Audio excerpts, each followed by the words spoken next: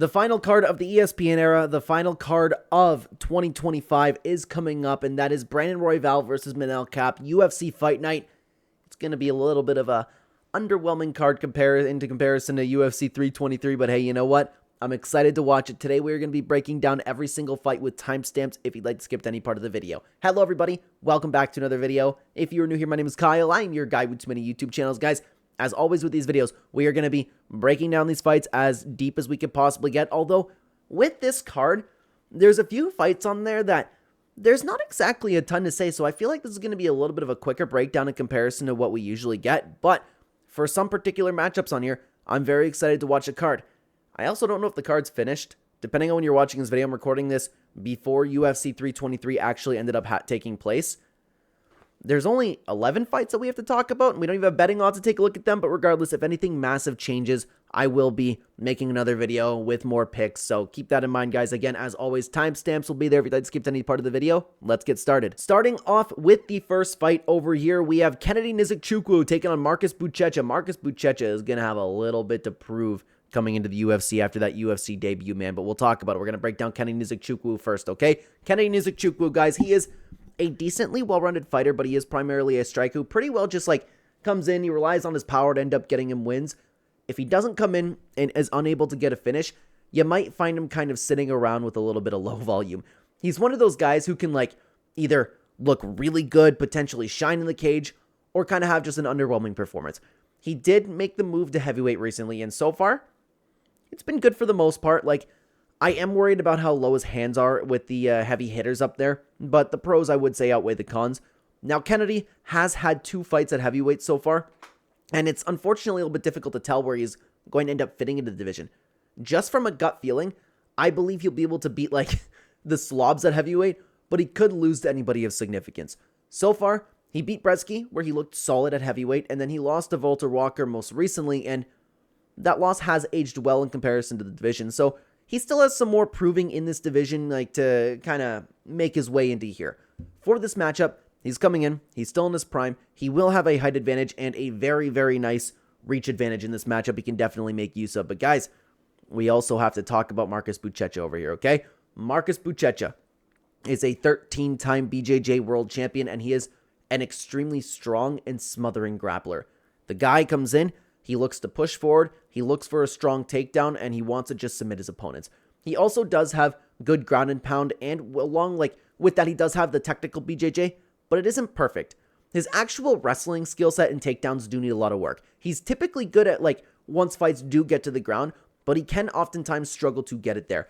If he's on the feet, he's not all that great either, unfortunately. He lacks technique there, and he can fade really badly in bouts.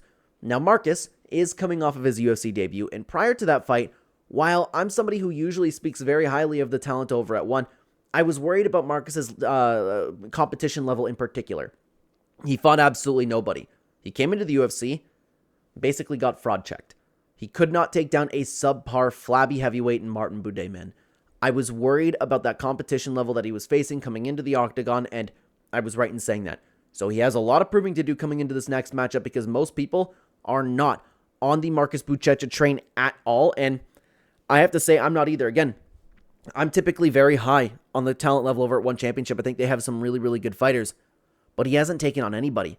He came in, he did not even like live up to the skill set that he could have brought into the UFC. So I am going to go with Kennedy Nzechukwu in this matchup. Is there a world where Kennedy comes in, low volume, gets taken down?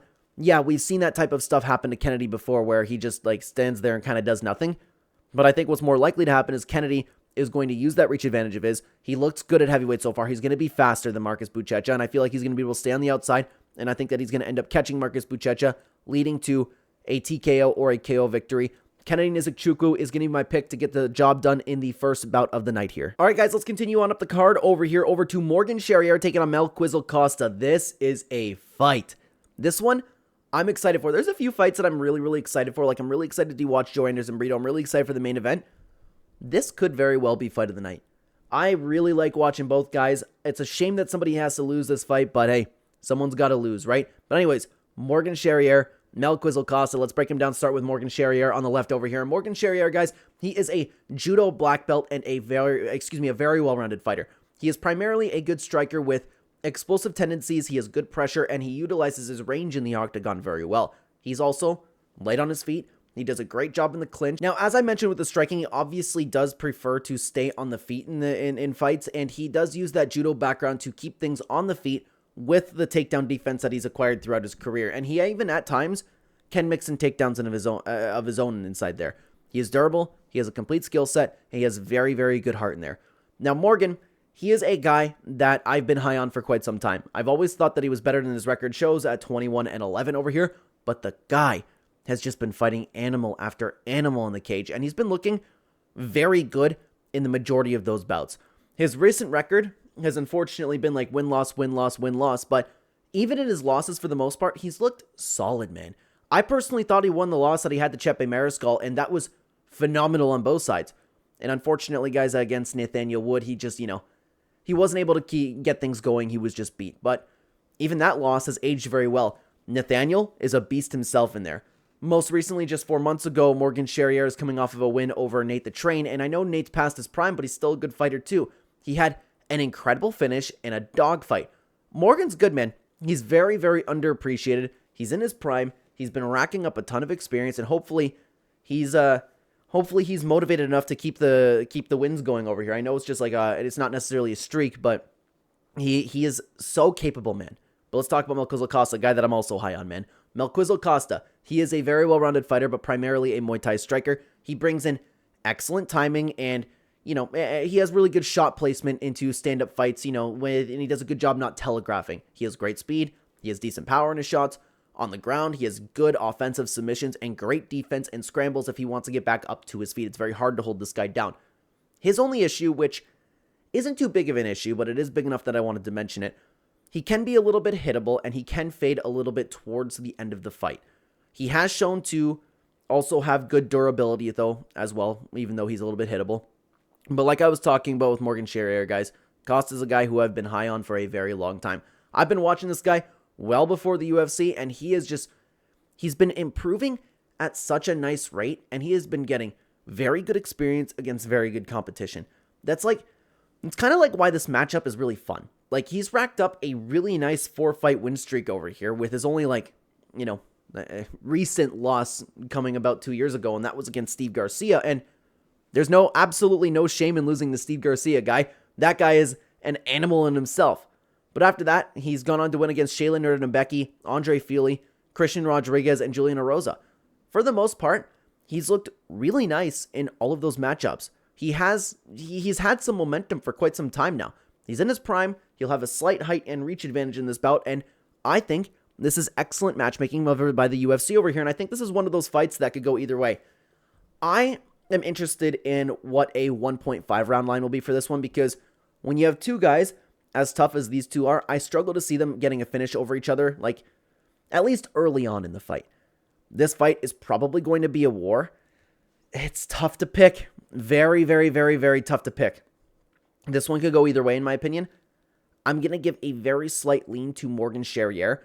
I think he's been taking on better guys than Melquizael Costa, and the vast majority of times, Morgan Charriere performs very well. Melquizael Costa's been on a roll. He's been improving. He's very capable of winning this fight. This is not one that I would bet on. I don't even know what the odds will be. I think truthfully, guys, I think this should be close to a pick'em. I do. Both guys are great. Both guys are warriors in there.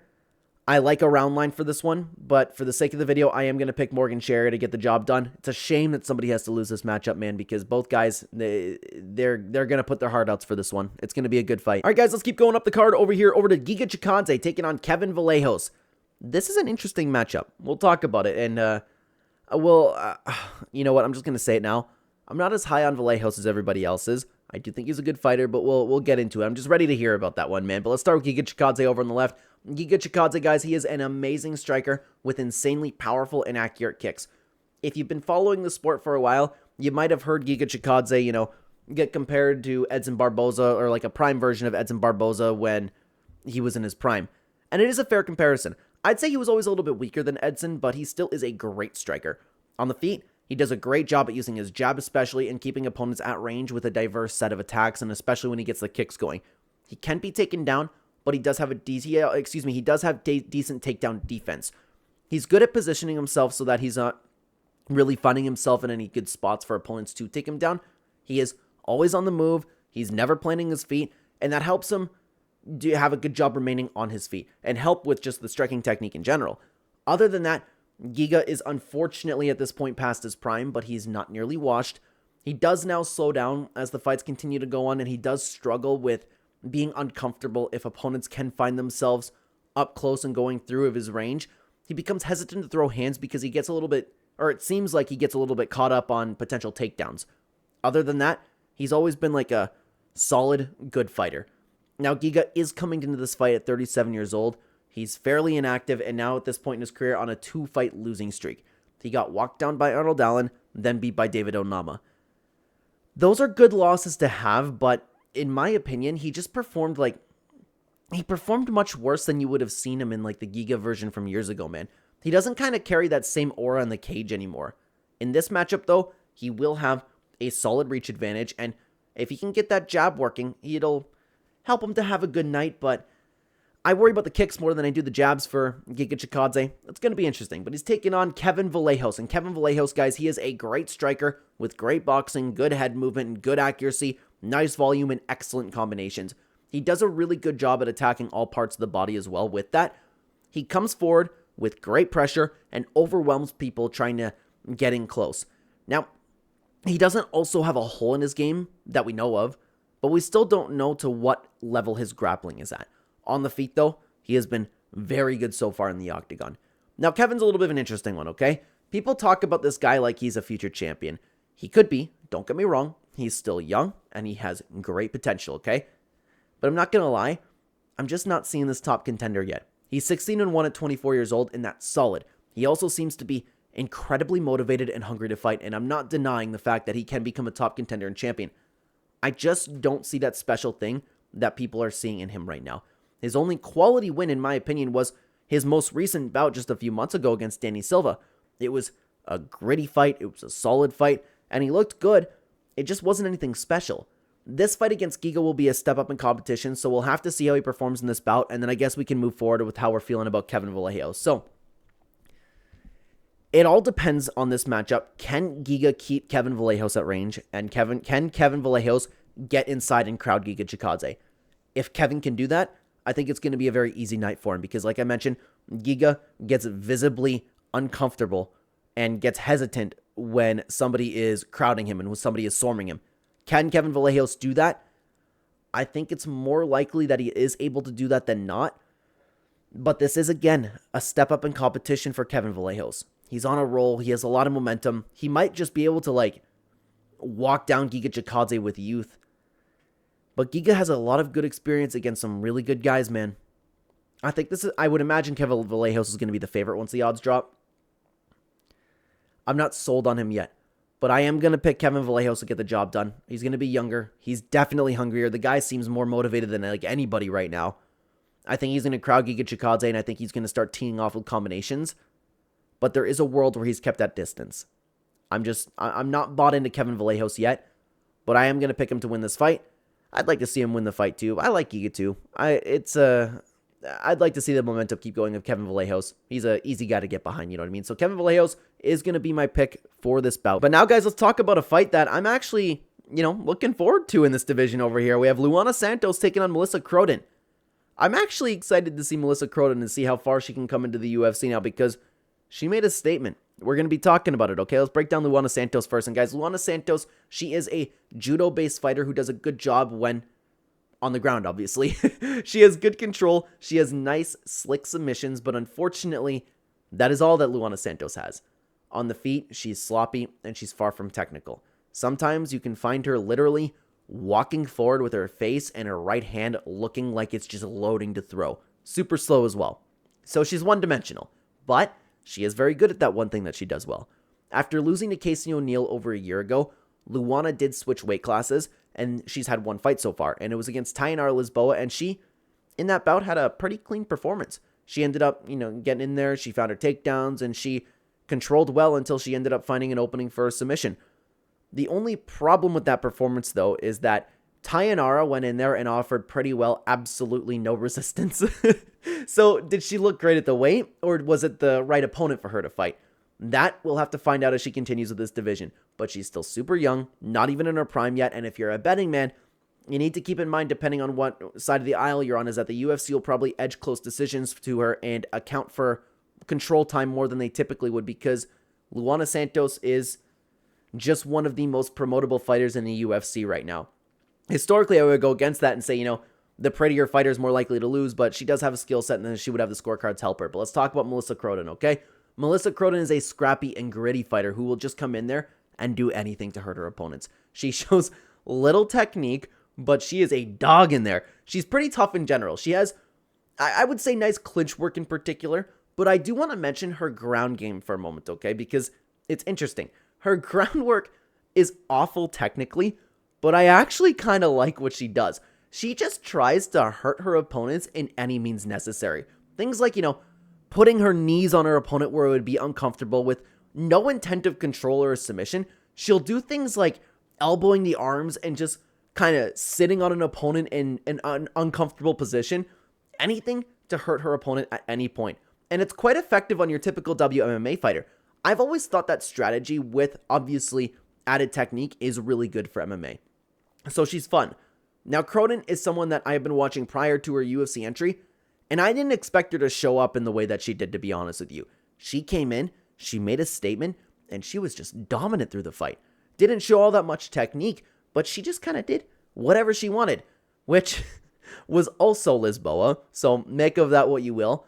But to be honest with you, I was still much more impressed. She's still in her prime, and I'm excited to see if she can continue that momentum that she's been on in the cage right here, and been on an MMA and bringing it into the cage.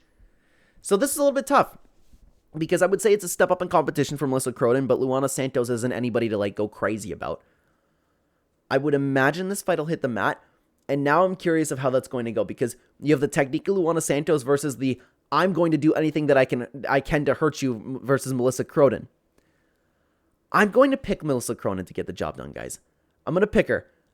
I think Luana's stand-up is garbage. If she finds herself in the clinch, Melissa Croden will definitely have an advantage there. And she's just tougher. She's just tougher. And that matters, especially in the WMMA division. Luana Santos, I know she's shown skills, but, you could... It sounds so stupid to say in a technical breakdown, but she's too pretty to be more motivated than Melissa Croden. I think that's something serious that you have to take into consideration, is that when you have somebody who can just make money off of TikTok dances, she's not going to be nearly as motivated as somebody like Melissa Croden. I'm picking Melissa Croden.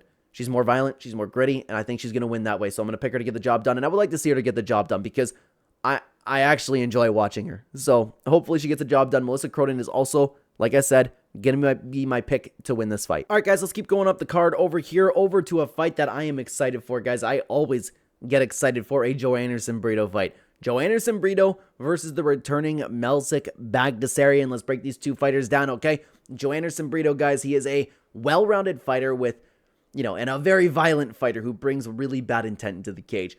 He has great heavy pressure, insane leg kicks, and is just flat out looking to do damage no matter where the fight goes. On the ground, he is equally as violent and has really tough, sneaky submissions in his arsenal to go along with all of that. He is speedy, he is durable, and he has good heart as well.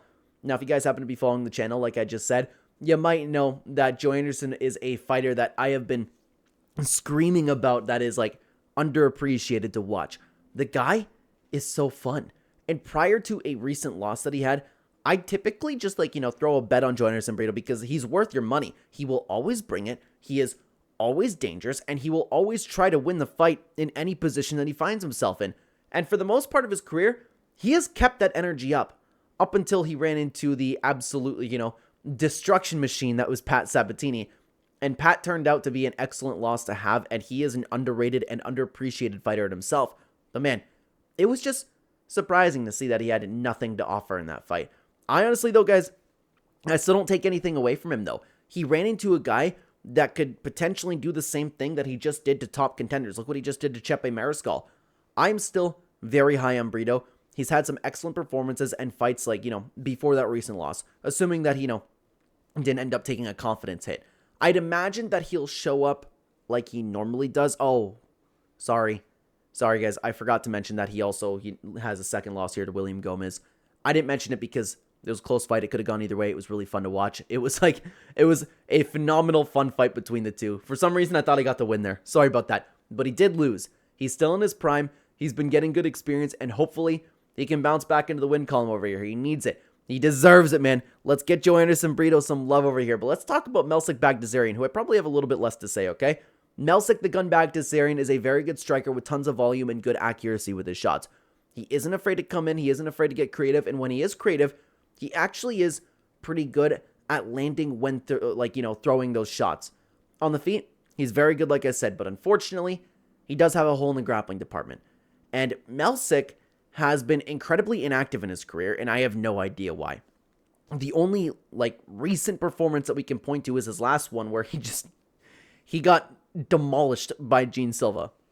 Granted, just like Pat Sabatini we were talking about, it's a great loss to have, but we haven't seen anything from him in recent years besides that. He is still in his prime, though, so hopefully we see him, more active moving forward here with his career, and I can't not pick Joanderson Brito in this matchup. On the feet, I think that it'll be fairly close. I think he'll be able to hang with Melsik Bagdasaryan, but Joanderson Brito will be able to get Melsik Bagdasaryan most likely to the ground, and then he will just work from there, whether he gets a submission, whether he just smothers him, whether he uses ground and pound. I think Joanderson Brito has a clear path to victory against Melsik Bagdasaryan, and I think he'll probably use it, and if he is forced on the feet for whatever reason he can't take him down, I think that he can hang there as well. I think Joanderson Brito is a great fighter. Not that Melsik isn't. I just think that he's a little bit of a step up in where Melsik Bagdasaryan is, so I'm going to pick Joanderson Brito to get the job done here. All right, guys, let's keep going up the card over here, over to Sean Sheriff versus Steven Asplund. I'm not, to be honest with you, I don't know if I'm going to have too much to say about this fight, but let's break him down with Sean Sheriff starting over here, okay, guys? Sean Sheriff is a decently well-rounded fighter with decent striking and decent power. Good power. He typically wants to come in, he wants to come forward and just, finish opponents, whether that's on the feet or on the ground. Now, Sean is having his second UFC fight after getting the call to come up to the UFC on just 4 days' notice against Junior Tafa. It's tough to say, but I do feel like he would have won that fight if he was in shape. Unfortunately, he came into that bout, he gassed completely, and he ended up getting finished. Before that, though, there unfortunately really isn't anything to note. He's fought nobody and took on one of the worst UFC fighters that the UFC has to offer on the roster over here, while not in shape. We have absolutely no idea how he's going to perform or what level he's at. He is in his prime, so there's that at least to talk about, but that's pretty well all I have to say about Sean Sheriff over here. But let's talk about Steven Asplund, who, a little bit more of the same, guys. Steven Asplund, he is a decently well-rounded fighter with decent power, but what he does have is he does have a ton of heart, and he does a good job listening to his corner, which is sad that I have to mention about somebody, but still. He has described himself in the past as a Fat Max Holloway. He used to weigh over 500 pounds, and I mean that literally when I say that, not like how people usually look at the heavyweight division and go, oh my god, they're over 500 pounds. Like, they make jokes like that. He literally did weigh over 500 pounds. But anyways, he calls himself a Fat Max Holloway who takes inspiration in his style from Dominic Cruz. In the cage, he doesn't show any of that. He comes in sloppy, but again, he does bring good heart to the cage. He will bring a fight to his opponents most of the time, okay? Now, Steven is a guy that I've been watching for a while, and he's coming off of his Contender Series win. He got a knockout really quickly. Usually his performances aren't that good. He can come in and he can have some wars and some fun fights, but he's not like some insane knockout artist like they were hyping up to see on the Contender Series when they were talking about him, okay? Quite frankly, I don't mean to be disrespectful, but he isn't all that special. But he can dig deep, okay? He's fun. I'm excited to watch him perform. He's entering his prime now, and he is motivated, so I can't wait to see what he does. And guys, I have to, in this bout, I have to pick Steven Asplund. Sean Sheriff is just beyond not proven. At least I've seen Steven Asplund, I've seen him dig deep a little bit. I've seen him trade shots with some heavy hitters. There's not much to note about Sean Sheriff right now. We need to see at what level he's at in, with a UFC caliber. So for that reason, I'm going to pick Steven Asplund. That is a very low confidence pick. I think this fight's difficult to call. Don't know what's going to happen, but for the sake of the video, I'm going to pick Steven Asplund to win this fight. Continuing on up the card, guys, over here, we have Cesar Almeida taking on the UFC debut of, and you have to pronounce me, I always pronounce his brother's last name wrong as well. I hate doing that because it seems like I don't know what I'm talking about, but Cezary Olikstruk. I know that's not correct, but that's the best you're going to get from me today, okay? Let's break these two fighters down, okay? We'll start with Cesar Almeida over here, guys. And Cesar Almeida, he is a very well-rounded fighter and technical fighter. typically the UFC comes in and the UFC will advertise him as a kickboxer, but he can and he has shown to be able to keep up in the fight anywhere where the fight goes. He has great kickboxing technique, he has good BJJ, he has good heart, and if he can get on top, he actually has amazing ground and pound. Unfortunately, though, he does have one big hole in his game, and that is his takedown defense in the octagon, okay? He has good BJJ on the ground, but if a fighter wants to take Caesar down, they probably will. Other than that, though, he is a great fighter in all aspects. At 37, almost 38 years old, Caesar has been making the most of his short career that he's had so far, winning just about every single fight with a razor-close loss to Roman Kopylov. There isn't really anything to note about any of the particular performances. He's been showing up, he's been looking good, and he's fighting very well for his age. And something I should mention too is that he has fouled in the past. He's not like crazy dirty, but he can be, okay? Anyways, Cezary Olekstruk is the brother of Michael Olekstruk and trains over with the Fighting Nerds. And I don't know, it's something that I did want to notice. I don't know if he ended up switching gyms over here because Tapology says something different. But from what I've known, he's been training with the Fighting Nerds, okay? Make of that what you will, because I think the Fighting Nerds is a really good gym. He's well-rounded, he's heavy-handed, he comes in and looks to just kill his opponents in the cage. And he's coming into the UFC after a big Contender Series win where he fought against Theo Hag and he was just coming out and he was looking for a murder. And he just got that.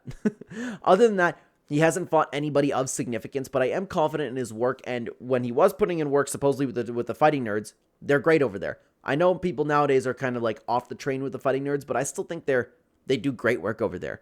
He's only 25 years old, he's coming in with solid momentum, and he will have a slight size advantage here in this matchup. So this one, typically I'm not all that high on UFC newcomers like Cezary Olekstruk, but I like the work that he's been putting in with guys, and he has some really, really vicious intent. But on the other side of the coin, Cesar Almeida is also a very, very good fighter to watch. I think this is another tough fight, but I'm going to give a slight edge over to Cesar Almeida in this fight. The only problem is, if Olekstruk wants to take him down, he probably will, but Cesar does have good BJJ. I worry about Cesar getting up there in age, but he does have good technique in all aspects of MMA, guys. Like, the guy is heavy-handed, the guy's a good striker, the guy has heart. Like, we've seen him perform against really, really good guys, and I'm gonna lean towards his experience there. I know his experience is literally less MMA fights, but he has had, he's had a kickboxing fight, or a kickboxing career prior to this. He's looked good in MMA so far. I'm going to give a very slight lean to Cesar Almeida in this matchup, more so for experience and performances against tougher guys. But it wouldn't shock me if he just gets taken down and beat up in this bout. But Cesar's going to be my pick. All right, guys, let's keep going over here to an absolute banger of a fight that we have over here in Teresa Bleda versus Jamie Lynn Horth. There's no way this is on the main card. There's no way this is on the main card, guys. Tapology has to have the wrong record over here so far. We got Gillian, Robertson, Amanda Lemos, and Teresa Bleda versus Jamie Lynn Horth. I'm not buying it yet, but anyways, let's break these two down, okay? Teresa Bleda, guys, is a grappler with particularly good top work and good submissions for the division. She comes into the cage with normally that exact same game plan. She wants to come forward. She wants to get fights to the ground.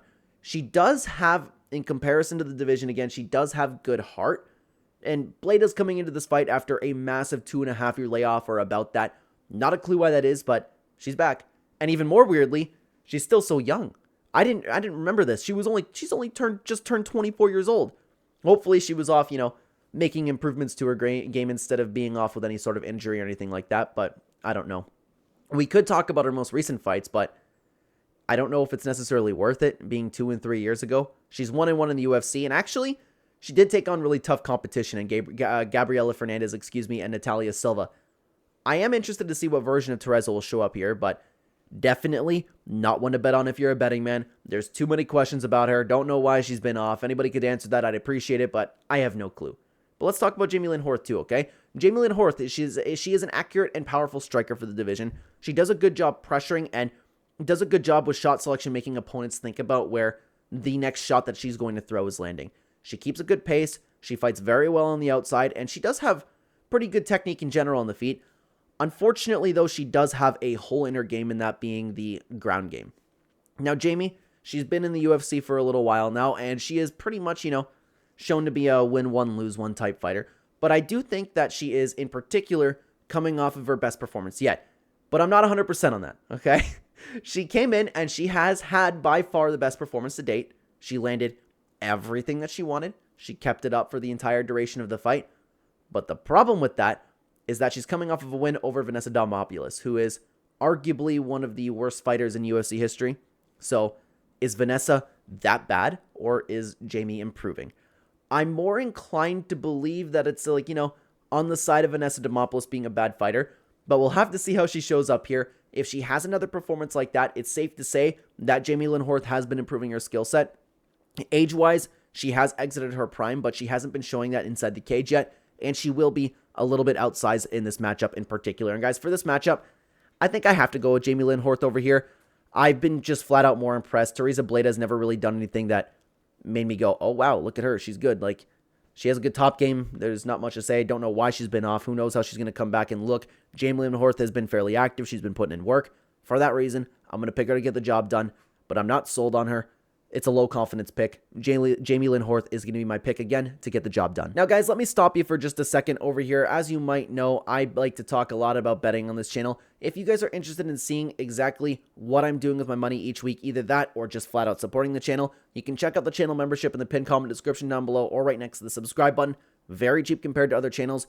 I am a UFC bettor, so every time that there's a UFC card every single Friday or Saturday morning, depending on whether or not I'd like to bet on any Friday fights, I will be posting a community members post along with a members only video explaining exactly what I'm doing with my money and why. There are other organizations that I do like to bet on, but I am primarily a UFC bettor, so if you'd either like to support the channel or combine my fight knowledge with your own research, then check out the channel membership. I appreciate you listening. I appreciate your time. Let's continue on with this video. And guys, I am excited to watch this matchup over here. We have Neil Magny taking on Yaroslav Amosov. This is a fun fight. This is a good fight, and Neil Magny has been quite exciting as of recently. We're going to talk about it, okay? Let's start with Neil Magny over here on the left. Neil Magny, guys, is a well-rounded fighter and a very experienced fighter. He excels when he's able to slow down the pace of his fights and start, controlling his opponents with his own shots at his own pace or working in the wrestling and the clinch game that he has. Recently, the guy's been turning the clock back big time.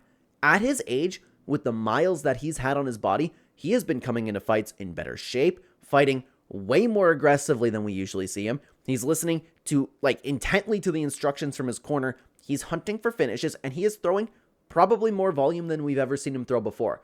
We all thought Neil was washed, but he's been looking really nice in that cage.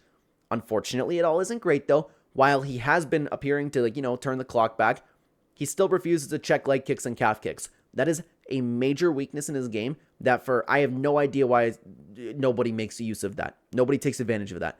Someone who blasts those kicks over and over again will be able to get one over on Neil. Now at 38 years old, Neil has been active, and he has been finding himself right now on a 2-fight win streak against Elizeu Zaleski and Jake Matthews, and he had great performances in both those bouts. I know it's something that people oftentimes talk about with Neil Magny now, but in his bad losses, he did lose to Carlos Prates and Michael Morales, and that's aged incredibly. But I still would argue that Neil is turning back the clock a little bit. He's just looked flat out better in his fights, and I hope that he continues that momentum. If you guys follow the channel, you might know that Neil Magny is one of my favorite fighters of all time. I will always sit down and cheer for Neil to get the win, and this is a fight where he will have a nice solid height and reach advantage over in this bout, and it's going to be interesting because he's taking on a interesting newcomer over here, and Yaroslav Amosov, and he is a well-rounded fighter, but he excels in the grappling game. He has really nice pressure, he has good submissions, and he has a nice diverse set of takedowns. For takedowns, he is particularly good at taking people down when they're on the cage, but he can work in that game from anywhere. He can find his takedowns from anywhere. While he is well-rounded, like I said, and he does have a good pace, he can get a little bit sloppy if things get going on both ends. He can be hittable, and he has no problem throwing himself just at an opponent if he tries to get a takedown. Now, Yaroslav is a fighter coming to the UFC after a career over in Bellator for the most part, and he's taken on some pretty good talent over there. It's not like exactly anybody UFC caliber, not exactly anybody like Neil Magny, but it's much better than you would typically see with some of these people coming in with their records off the Contender Series and anything like that. He's 28-1 with his only recent loss coming a couple of years ago. He's also been a fairly inactive fighter, so I don't know why that is, but he's still in his prime at 32, and he's making to look a good run in the UFC over here. And this is, again, a very interesting matchup. You know, man, I'm going to pick Neil Magny. I think that Yaroslav has potential, certainly has potential. He's had a very good career, and he's had a lot of really fun fights. He's shown a good skill set, but he hasn't taken on a Neil Magny, in my opinion. Neil, he's been looking better and better. He's got the momentum on his side. He's been fighting better than we've ever seen him fight before, which is crazy. Neil has had experience with a lot of guys that are flat out better than Yaroslav and anybody that he's taken on. For that reason, I think that Neil Magny is going to be able to deal with whatever comes at him. And I'm kind of like 70-30 when I'm saying that, but Neil Magny is going to be my pick to get the job done, and I hope that Neil gets the job done because, again, Neil Magny is one of my favorite fighters. I always say I feel like I'm Neil Magny's only fan over here. I will always sit down and hope for cheer for him to get the job done, but I am unbiased with my picks. Neil is going to be my pick to win. All right, guys, let's continue on to the co-main event over here, that being Amanda Lemos taking on Gillian Robertson. Not a bad fight, but I wouldn't say, like, you know, co-main event worthy for the last UFC card of the year, so we'll break it down. We'll talk about it either way. We'll start with Amanda Lemos over here. And Amanda Lemos is a Muay Thai fighter with good power for the division. And if she can get, you know, keep things going on the feet, she can end up using her range fairly well and looking good. She's strong for the division. She's equally as tough. She, unfortunately, though, does lack fight IQ here and there. And Amanda is heading into this fight with Gillian Robertson at 38 years old, going on 39 years old. And she's kind of been, like, winning one, losing one for a little bit now. And for her recent record, it's been like a bunch of lackluster fights, whether she won or lost, besides her fight with Verna Jandiroba a little bit ago, where she showed up. But she hasn't been looking that great recently. She's coming off of a loss to Tatiana Suarez, where, again, nothing really happened in the fight. She'll have a slight reach advantage in this fight, too. If she's on, she can make use of that, but I wouldn't count on it. She's got a lot to prove at this point in her career. She has been shown to be past her prime. It might just be Amanda Lemos' time soon, man. But speaking of the complete opposite over here, we have Gillian Robertson. Gillian Robertson is a great grappler for the division. She has decent takedowns. She has good control, along with really smooth transitions and nice submissions with that. Now, historically, she has had weak hands, but they're vastly improving in most bouts that we see. She is adding like good kickboxing technique, good feints, solid pressure, cage control. She's really starting to come into her own as a fighter. And Gillian, she's been on a nice win streak in recent years and really kind of like changing everyone's opinion about her for the most part. Historically, she was just coming in. She was another one of those, you know, lackluster WMMA fighters with a crap record. But as I mentioned, she's been really like actively been making improvements. The only issue with everything that I just said is that she unfortunately has been winning against horrible competition for the most part. She beat Poliana Viana, which says nothing. Then she beat Michelle Waterson-Gomez, which is basically a free win for anybody. Then it got a little bit better with Luana Pinheiro and a Marina Rodriguez win. Historically, Marina Rodriguez would be a solid, nice win, but Marina's well past her prime now. And even if she does beat Amanda here, I'll probably be saying the same thing because, as I mentioned, like, Amanda Lemos has been not performing so great either. She's past her prime too. So Gillian is in a weird spot, and I don't mean to take anything away from her. She has still been looking good. One thing is for sure, though. The technique that she brings into the octagon is actually getting better. You can just tell by watching her. But with these wins that she's getting, I'm just not so sure, like, I want to go like, oh yeah, Gillian Robertson is going to be a really great contender. You know? I need to see her beat somebody better than Amanda Lemos. But I still don't want to, like, discredit everything she's been doing because she's been doing good. For this fight, I'm definitely picking Gillian Robertson. I don't think at this point Amanda Lemos is going to shut Gillian Robertson's lights off. Gillian will probably pressure, find her takedowns. Amanda might be tough enough where she could fight off any submissions, maybe. But I think it's going to be a clear path to victory for Gillian Robertson. She's going to find her takedowns. She's going to get the victory. She's going to use the top control. I think that she is going to easily beat Amanda Lemos. Gillian Robertson is going to be my pick for the, as of right now, co-main event of this card. And guys, let me stop you just one more time. As you might know, I am your guy with too many YouTube channels. If you happen to like my commentary, if you happen to enjoy me, we have our toes dipped in a lot of different niches of YouTube. So if you're interested in commentary that's outside of MMA, check out the links at the top of the description with the link tree or the direct links to all of my YouTube channels down below, along with a link over to X where we like to make community-based videos. I'd love to get your input on a trending topic within MMA that we talk about. Go check out any of it if you're interested. If you happen to like me, my commentary, whatever it may be, I am your guy with too many YouTube channels. Thank you so much for your time. It's been nice to see some of you over there. Let's talk about this main event. And for this main event, as we all know, it's Brandon Raw Dog Royval taking on Starboy Manel Kape. This is an excellent fight. An excellent fight that I hope stays put. Maybe Manel will pull out. They need a backup for this because if the main event for this card pulls out, it's going to be a very, very bad end to the ESPN era over here. But there are a couple fights on this card that I'm looking forward to. I cannot wait to watch this. Let's break down these two. Okay, let's break down Brandon Royval. Brandon Royval, guys, is a dangerous, well-rounded fighter. He has fast and effective striking with a good BJJ game to back that up. Like I said, flat out well-rounded. He really excels when he's pushing the pace and he's moving forward. He has great cardio, he has experience, and all of the heart and durability in the world to drag anybody and everybody through wars. The only negative with Brandon is that sometimes, and keyword being sometimes, he can get too hungry going for finishes. He'll try to kill someone like while doing things, lacking a little bit of technique or like leaving his chin open. Other than that, he is a very well-rounded warrior and a solid top contender. Now, Brandon, he's been in the UFC for a long time now, and he's, like I said, he's just been a top contender. He's been taking on championship-level fighter after championship-level fighter, and he has been going to war with everybody. In the last year, he went to war with Alexandre Pantoja. He stayed motivated and won 2 insanely hard fights after that against Brandon Moreno and Tatsuro Taira. Then, most recently, he lost to possible champion Joshua Van, which, what I just said there could have aged either very nicely or looked really stupid, depending on when you're watching this, because I recorded this video prior to UFC 323. Regardless, every fighter that I just mentioned are championship caliber fighters. And against Joshua Van, there was absolutely no stock loss in that loss. It was one of the best fights that you'll ever watch, and they had a technical battle. Brandon, he's only been getting better with time, man. And it's a shame that he loses every now and then because he really is a great fighter. He's one of the best in the flyweight division. He's never had an easy fight. He shows up every single time. You can count on him. And in this bout against Manel, he will have a height advantage in this fight. He's still in his prime. There is one more thing that I wanted to mention, though, about Brandon is that I do believe at this point in his career, we're going to have to start worrying about when he's going to show up and his body's going to show like all of the miles that he's been putting on it. The guy has just been going at it with the best of the world over and over again while remaining active. Your body can only do that for so long. And while he still is performing great in these fights, if you're a betting man, that day is coming. And for Brandon Royval in particular, it will probably be coming sooner than later because of all the damage that he's been taking. He's been taking on the best fighters in the world in one of the best divisions in MMA and combat sports history. Just something to note. But let's talk about Manel Kape.